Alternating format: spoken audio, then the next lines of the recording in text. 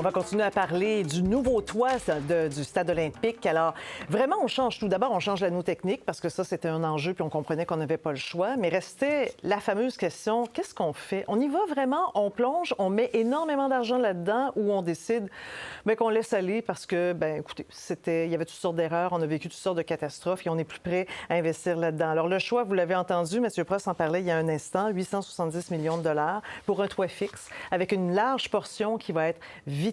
On espère de tout ça de grandes retombées économiques. Avec moi, Caroline Proulx, ministre du Tourisme, et Michel Labrec, qui est le PDG du Parc olympique. Bonjour à vous deux. Bonjour. Vous êtes tous sourires. Oui, on a passé la journée ensemble. Oui, on a travaillé fort. Oui, il y a de quoi. Il y a de quoi. C'est une bonne nouvelle pour l'Est de Montréal. Le quartier, les employés, tous ceux qui aiment le parc, l'Est de Montréal, puis le Québec. C'est une Mais bonne surtout nouvelle. Faire l'annonce, parce que vous avez annoncé que vous partiez. Que je ne demanderai pas de troisième mandat. Et donc, la date, c'est le 24 février, mais avec Mme Proulx, il y a plusieurs mois, on s'est entendu que je vais poursuivre le temps nécessaire pour terminer un certain nombre de dossiers. Ça veut dire quoi, ça? C'est pas le temps ce soir d'aborder. Le temps d'avoir un toit? Je parlerai de ça plus tard. OK. Enfin, vous êtes tous sourires, c'est ce que je vois, parce que vous arrivez avec des bonnes nouvelles. Parce que souvent, quand on vous questionnait, c'était avec des mauvaises nouvelles. Mme Proulx, c'est un gros montant.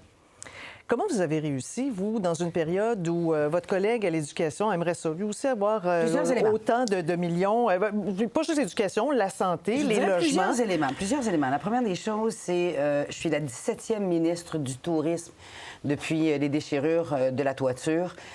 En tout respect pour mes collègues précédents, un an et demi à tourisme, c'est impossible de comprendre la complexité du dossier du remplacement de la toiture. Le premier ministre m'a donc renommé dans mes fonctions de ministre du Tourisme, tant et si bien que depuis 5 ans et demi, je provisionne à chaque année des sommes pour le remplacement de la toiture en travaillant très proche avec les équipes de M. Labrec, de Michel, donc pour avoir ces sommes-là. Il faut voir aussi que tout juste avant, le précédent gouvernement avait laissé quelques millions là-dedans, mais c'est un travail en continu où 100 des sommes sont provisionnées. Donc, je veux rassurer tout le monde, il n'y a rien qui est enlevé à quiconque.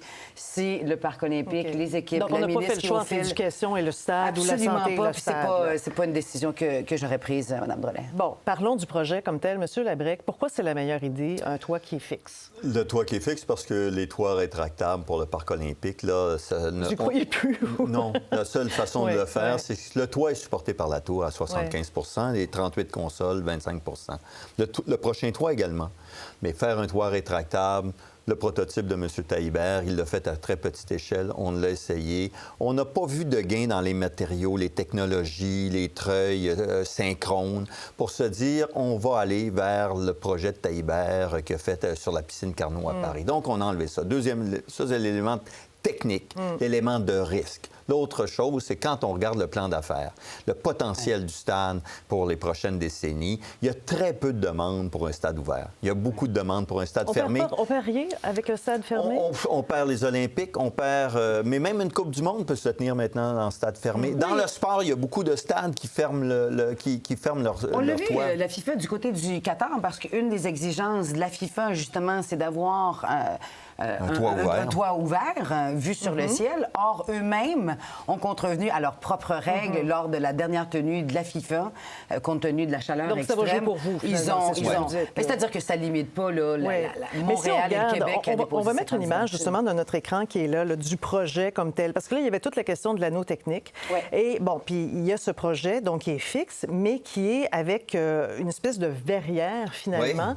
Oui. Le plus grand puits de lumière au Canada, c'est sûr. C'est un grand puits de lumière, ce qui va amener la lumière naturelle sur l'enceinte. Ouais. On le voit très bien. Expliquez-le nous, là, comment ça va fonctionner. Ce que vous avez au centre, c'est la toiture rigide, légère, en acier, retenue par 24 câbles à la tour.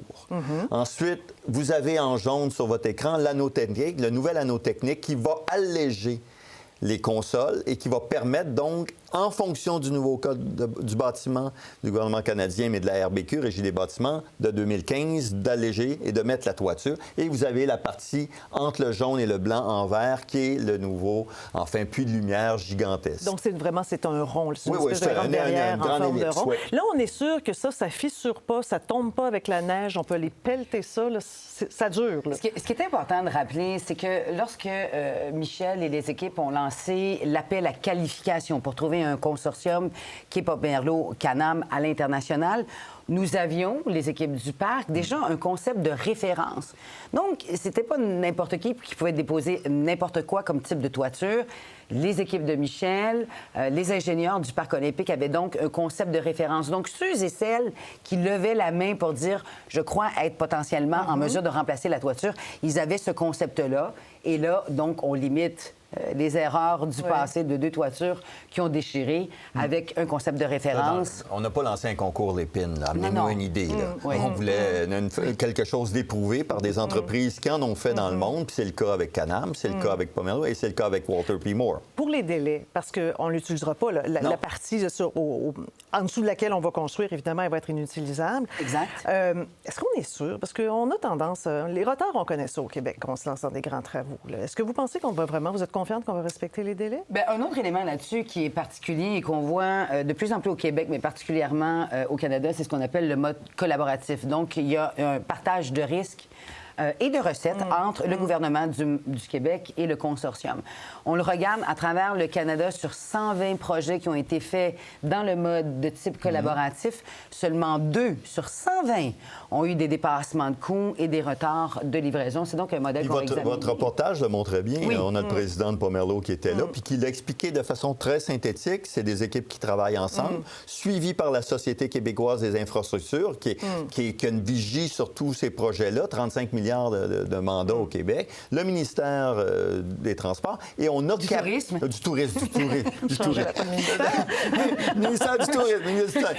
Et bien évidemment, le prix a capté tout. A capté donc les matériaux, la main-d'œuvre, la machinerie, le risque, l'analyse, les contingences, l'inflation par le ministère des Finances qui nous dit voici ce qu'on prévoit comme inflation moyenne des 4 prochaines années. Donc, il y a beaucoup d'éléments qui concourent à avoir une troisième toiture fiable à l'intérieur des prix et des délais. Vous présentez ça comme un investissement, Mme Proulx. Absolument. Vous avez tellement parlé de Taylor Swift, mais j'essaie de comprendre. Là. On va regarder un tableau, justement, qui parle des investissements et des retombées économiques que vous espérez avoir avec tout ça. Bien, pour ça, il faut attirer des grands spectacles.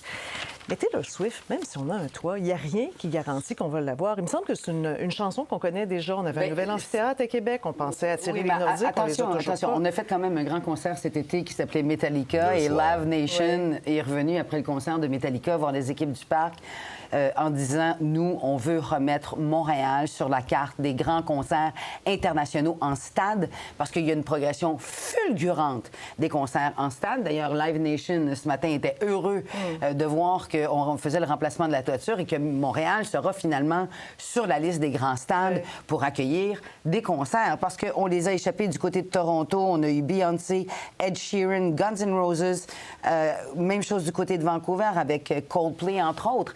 Donc, parce que présentement, ce sont des tournées dans des grands stades à 45, 50, 55 000 spectateurs.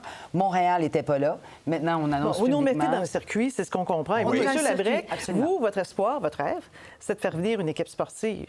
De faire venir, il y a des équipes ici. Il y a des équipes qui vont se créer dans les prochaines années. Mais vous avez dit équipes... d'ici 50 ans... Là, non, j'ai dit dans la... une grande fourchette. Non, il y en a eu 3 équipes de football dans les 50 dernières années, Concorde, Manic puis La Machine. Ce que je dis, c'est que je suis convaincu que dans les 50 prochaines années, mais après la première décennie, je regarde le sport professionnel féminin qui explose. On serait prêt à accueillir une équipe de la MLS féminine au parc. Il y aura les pratiques, il y aura le CF de Montréal fera toujours ses finales à 61 500 personnes comme le 22 novembre 2015.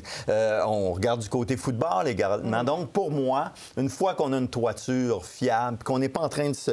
C'est très difficile, je peux vous le dire, nos équipes, là, d'être sur le marché et d'aller voir le monde et dire « Oui, mais vous le remplacez quand? Vous le remplacez-tu? Vous le remplacez pas? » Là, on a un échéancier. Là, on a ce qu'on appelle une visibilité sur la réouverture. Là, on va se préparer. Bon, alors la dernière question, finalement, c'est est-ce que vous allez être là quand on va couper le ruban?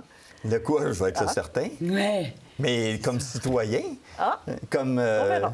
Je comprends que vous ne voulez pas répondre ce soir à cette question-là. Non, c'est pas... En temps et lieu, ça me fera plaisir. Bien, merci quand même pour l'entrevue. Merci, Mme Proulx. Merci à vous. Merci de l'accueil. Bien. Un plaisir.